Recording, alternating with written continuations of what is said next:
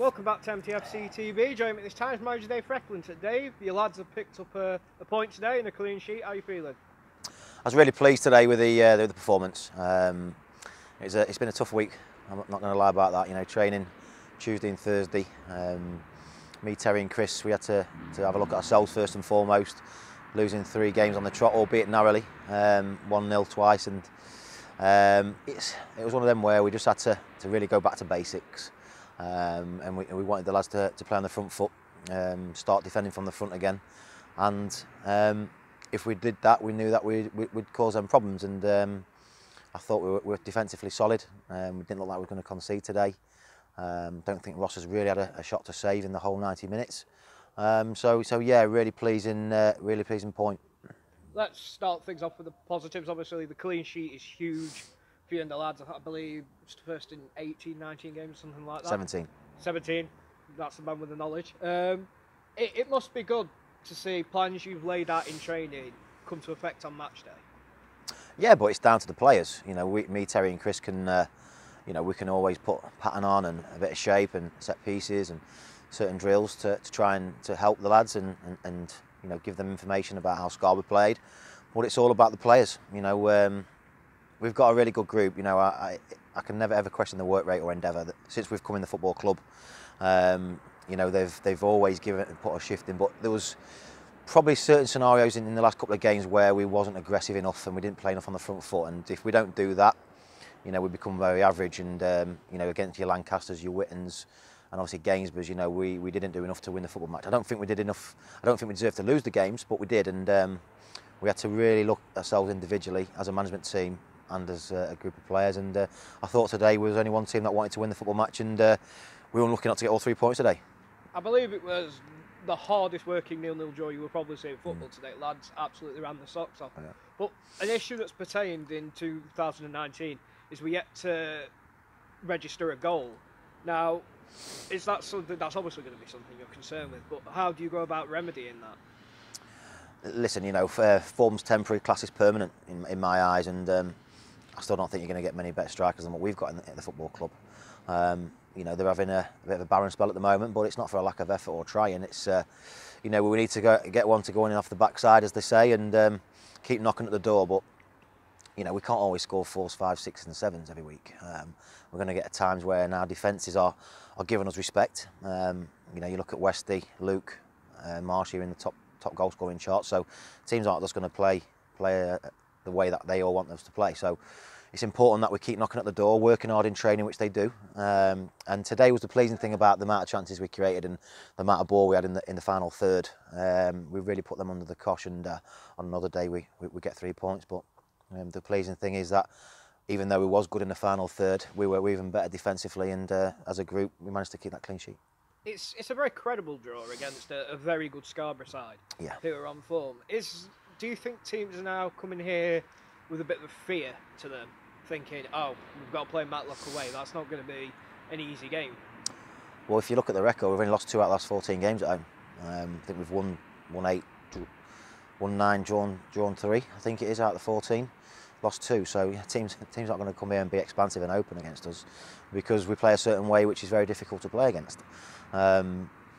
You know, you look at the team that we played today. You know, they've been top of the league early season. They're still in the playoffs. Don't think they've been out of it this year. Backed by a good away support. Very difficult team. The front 2 are very good. Warshaw and Coulson. So. You know, there's no easy games in this league, but yeah, the Scarborough are a very good team. Steve's a good manager, and to pick up the point we did today was very valuable. We spoke to Ross Durant beforehand, mentioning when he came for the ball, edge of the box, got his head stuck in. He is one of, well, pretty much all the players who give 100% for the team and put the bodies on the line. It must be really nice as a manager to have lads that will do that for you. It is, but I expect that. You know, my teams have always been aggressive. They've been organised and they work hard, and when you earn the right to play football, you know, the results will take care of itself. And when you've got a goalkeeper that's willing to put his body on the line for the team, and I was pleased with Ross today because, you know, he come under a little bit of criticism with his kicking and, you know, certain aspects of the game, and you know, he's been excellent for us, and you know, I thought it was good today in everything that he did. So it was just one of 11, 12, 13 players that, you know, worked very hard for the football club, and I think that's the minimum requirement. And you can always tell by the supporters, you know, when the supporters are that vocal today, got right behind us, probably the loudest they've been since we've been at the football club. And you know, when you come off to that ovation, you know you've put a good shift in. Lee Beavers in particular today, I thought, had a fantastic performance. What is it like as a manager, knowing you have somebody with that experience, that old head on the pitch to marshal that back line? Because he never, even towards the end of the night, he never looks tired. Well, Lee needs to play in the back four we've got, because they're very quiet as a back four. All very talented defenders. You know, that's the back four that we've played at way at Warrington, where we kept a clean sheet, away at Micklehove kept a clean sheet, home to Grantham kept a clean sheet, and today we kept a clean sheet. So, you know, that's no, you know, coincidence really why when we've got that back four playing, that we've managed to get the clean sheets we have. So he's an organiser, he's a leader. You know, when you've played the amount of league appearances Lee has, it's invaluable. And the likes of Yatesy, Dwayne and Brad, you know, they thrive off that. But I thought all four of them were excellent today, backed up by a very good goalkeeper. And you know, special mention for the two centre midfield players today. I thought they were probably the best two players on the park. You know, against three in the midfield, I thought Greg and Holly were superb. You know, tenacious, played on the front foot. But when we actually recycled the ball, it was with quality. And you know, our regains were on point. So just pleased for everybody today concerned, and you know, just disappointed we didn't get the 3 points. You've definitely beat me to it in regards to mentioning the midfield. Greg Tempest in particular has come in, made his home debut today. I got asked beforehand, is he the type of midfielder who loves to tackle? Is he the type of midfielder who can pass the ball about? He's a bit of a blend of both. It must be a big signing for you to get him signed on, get him in your team, because he knows how you play, having played on you previously. He does, but he's had to get used to the group. You know, he's been used to playing at Basford, where they play a different way to how we play. So he's been used to probably playing through the thirds and getting it down a little bit quicker, probably in his own half. You know, we've asked him to play a different way, but having worked with Greg before, we know what his attributes are, and he knows how we work. So, you know, last week it was a tough game for him to come into. Conditions were terrible. We didn't play well, but I thought by starting the game we did, and having the front two playing on the front foot and working from the front, gave our midfield two time to get the distances right. But he's got everything in the locker, Greg. He can play, he can get about, he can put a foot in, he can win his aerial battles, but his quality on the ball is fantastic, and being left-footed balances up really well. Jamie Jackson coming into the starting lineup today after his 4-goal haul for the reserves Tuesday night, looked full of confidence, full of legs, constantly running. I don't know how the lad doesn't come off with bloody stumps sometimes instead of legs. It gives you something different up front, a bit of pace. Is that something you're aware of today, coming up against Scarborough's 5 and 6, whose names I can't remember off the top of my head, even though I've looked before this, who are quite lumbering? Did you want to get in behind them? Lacey and Killick, you mean? Two centre backs. Manager and I'm not. Listen, we've got 4 good strikers at the football club. You know, Marshy and Westy we've relied on very heavily since we've come in.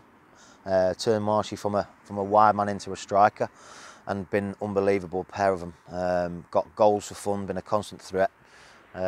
Luke as well, when he's coming, has been different class. And Jamie, to be fair, is probably the only one that can really say he's not had probably a fair opportunity. He's had niggles, he's had injuries, we've played him wide, but he's a striker. I've had him at Worksop when we were there as assistant manager, and he was scored for fun, and he deserves his chance. We hadn't scored in 3, so we wanted to go with Luke and Jamie, who probably give us a little bit more aggression in the way they play. And I thought Jamie was excellent today. You could tell that he was desperate for to keep his shirt. It was a threat in behind, but it was his work rate. As soon as he's lost the ball, it was our first line of defence, and instead of them putting the ball back on us, you know, they were getting throw-ins in the final third. So really pleased for Jamie. Luke's been unfortunate to come off with a knock, and that affected him, but it's great when you've got the likes of Craig Westcott to bring on. He's top goal scorer, and I thought when Craig come on, we looked a real threat going forward. I believe going forward, we're not far off seeing the return of Nathan Whitehead and Cleveland Taylor coming in, so that gives you more options. Is it going into training this week? Is it going to be all 11 shirts up for grabs again come Saturday? I think it'd be very hard to change the team after today's performance, because they've set the standard high and they've raised the bar. So again, the games come thick and fast. You know, Nantwich at home managed to beat them 4-1 away. They're going to want to come here and get one over us. They were here today watching, having the game called off at Buxton. So the lads have done more than enough to warrant a shirt. Obviously we've got 1 or 2 bumps and bruises, so we'll take stock Tuesday at training. Might look to probably bring one in if I can, and like you say, Nathan White is hopefully training with us, so we'll see how they are, and we'll take it from there, ready for Saturday. Is that a player positional wise, or is that something you want to keep under your hat? We're looking wide right. If I'm being honest with you, obviously Chappie's injured. We need a natural wide right player. Obviously Marshy's naturally been there for a lot of years, but I see Marshy more as a striker. Done brilliant for us out there today.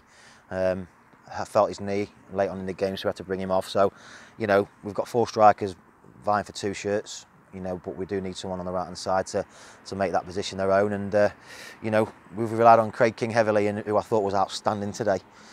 Probably the best player on the pitch by a mile. So, in my opinion, so you know, we'll see what that brings this week. Craig's definitely one of those players. I mean, runs round for 90 minutes, comes off, and I think he could quite happily do another 90. His work rate's insane. But to mention another player with high work rate, we put out a statement midweek about Michael Williams. I don't think anyone saw him in the squad today, yet he's come off the bench when needed, and he's made a difference. Is that something that surprised you, that he was able to be involved? Yeah, because on Thursday we'd ruled him out for the rest of the season. He's just one of them, Willow. He's been unfortunate with injuries and knocks. Looks like it could be an underlying hernia, but you know, he's a fit boy. He's looked after himself, and that's credit to him, because since we've been here, he's probably played 40 minutes. You know, down to injuries, come back, broke down, trained, broke down. So really pleased when we turned up for training, and you know, we had the report back from the doctor that he could just carry on playing. So that gave him a little bit of confidence, knowing that, you know, until it actually goes, he's okay to play. And you could see today, you know, it was just a real bright performance from Willow, and just goes to show that the kind of player that we want at this football club. And obviously his reception he got from the supporters was even better for him. We've seen Jordan Wells on the bench, another academy product who's come up through the academy to the reserves to the first team. It must be great knowing that you don't have to go out there and look into the loan system, but you can rely on what you've got in-house.